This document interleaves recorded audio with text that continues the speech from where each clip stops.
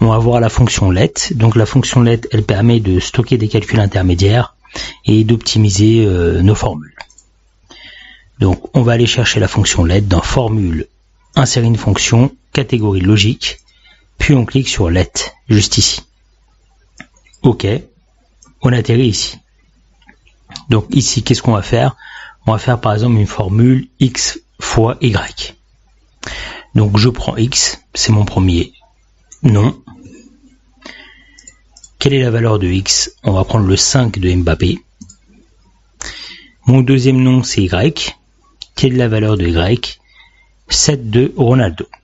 Et tout à l'heure, j'ai dit que je veux faire une formule x fois y. Voilà.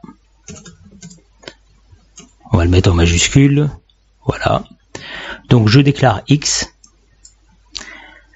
Je lui affecte B2, c'est-à-dire 5. Je déclare y. Je lui affecte B3, c'est-à-dire le 7 de Ronaldo.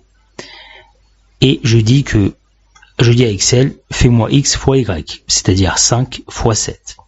Le résultat est 35. Lorsque je clique dessus, j'ai 35. Qu'est-ce qu'on peut faire? On peut également on peut rajouter d'autres arguments. On peut mettre par exemple x fois y fois z. Donc je rajoute z. Je déclare, je lui affecte le 10 de SVT de Mbappé. Et cette fois-ci, je veux un calcul genre x plus, on peut le mettre en minuscule, mais je préfère le mettre en majuscule, x plus y plus z. Donc le x, c'est B2, c'est-à-dire le 5 en mathématiques de Mbappé. Le y, c'est B3, c'est-à-dire le 7 de Ronaldo. Et le z, c'est D2. D2, c'est le 10 de Mbappé. Donc 10 plus 7 plus 5 égale 22. Voilà, on peut faire ça avec la formule let. Puis par la suite, évidemment, derrière cette formule-là, on peut rajouter par exemple plus 10. Donc ça me fait 32. On peut rajouter plein d'autres formules derrière let. Donc on peut l'utiliser en tant que valeur, en tant que formule. Puis on peut rajouter d'autres formules. On peut mettre multiplié par 15. Et on peut mettre des formules bien plus compliquées derrière. Qu'est-ce que je peux faire également? Par exemple, on va faire un truc un peu plus compliqué. Donc, je vais enlever, je mets égal et je vais aller rechercher ma formule let qui est ici. Je vais dire x, c'est le 18 de Mbappé.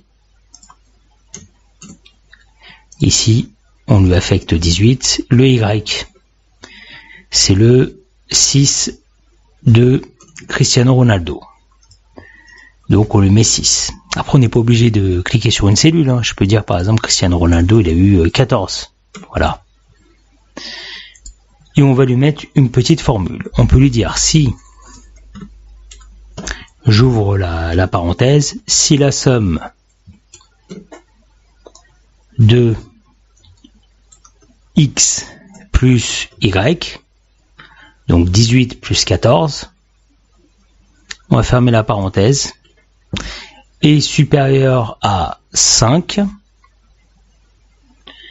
point virgule, si la valeur est vraie, donc c'est la fonction si, on va lui dire OK, on ferme les guillemets, point virgule, et si la valeur est fausse, on peut lui dire NOC, donc no OK. Et je ferme la parenthèse, et je clique sur OK. Donc j'ai un résultat OK. Pourquoi? Donc ici, x égale C2, c'est-à-dire 18, y est égal 14,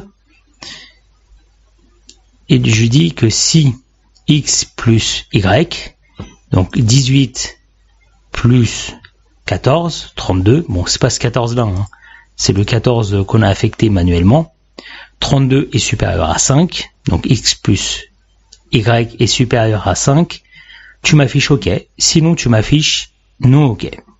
Donc dans ce cas précis, c'est OK car 32 est supérieur à 5.